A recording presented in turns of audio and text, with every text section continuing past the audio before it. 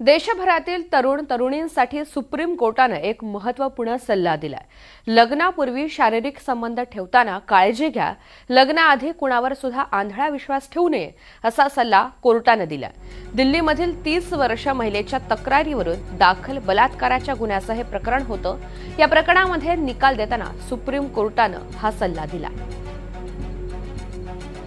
अधिकची माहिती जाणून घ्या तर रामराजे शिंदे आपल्या सोबत आहेत। रामराजे, नेमकी या प्रकरणाची याचिका काय होती ज्यावेळी सुप्रीम कोर्टाने हा महत्त्वाचा सल्ला दिला?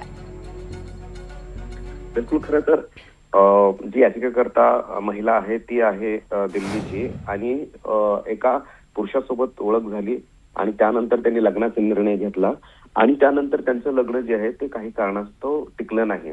त्या संदर्भामध्ये याचिका होती, कारण पुरुषाने फसवणूक केल्याची याचिका होती।